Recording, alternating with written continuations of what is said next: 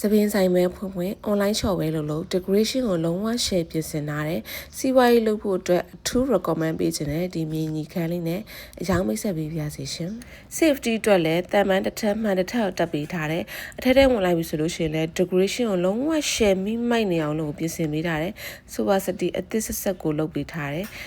ညီမတို့ပါကီးတွေခင်းပေးထားတယ်အိတ်ခမ်းတစ်ခမ်းပါပါမယ်ရှင်ပကြီးကားအလှတွေမှန်အလှတွေနေရန်ကတ်အလှတွေမီလုံးမီဆိုင်အလှတွေနဲ့ကိုတခြားလေးကိုဒီကြကြလေးကိုပြင်ဆင်ပေးထားပါတယ်ရှင်အခန်းလဲတော်တော်လေးကိုကျဲတယ်ညီမတို့ kitchen ကနဲ့သွားမယ်ဆိုလို့ရှိရင်လည်းကြွေပြားခင်းထားတယ် kitchen ကောင်တာပါတယ်ရေချိုးကရင်တော့ပိုးတိုင်းပေးစင်လေးလည်းပါပါမယ်ရှင်ဒီခန်းလေးရဲ့အားသာချက်ကတော့ညီမတို့နောက်ဖေးမှာအခန်းတစ်ခန်းသီးတန့်လေးကိုပါပါမယ်ရှင် store ကမ်းမဲ့လို့ပစ္စည်းပဲထားတာပေါ့နော်အဆင်ပြေပါမယ်ရှင်အခန်းလေးရဲ့ location အနေနဲ့ကလည်းတင်ကန်းကျွမြို့နယ်ငမိုးရိပ်ရှစ်လမ်းအပိုင်းလေးမှာရှိတဲ့မြင်းကြီးလေးပဲဖြစ်ပါတယ်ရှင်။ကားပါကင်အတွက်လည်းလုံးဝပူစရာမလိုတဲ့တောင်ကန်းလေးလည်းဖြစ်တဲ့ location လည်းတော်တော်လေးကိုမိမိုက်တဲ့ decoration ကိုလည်းလုံးဝ share ပြင်ဆ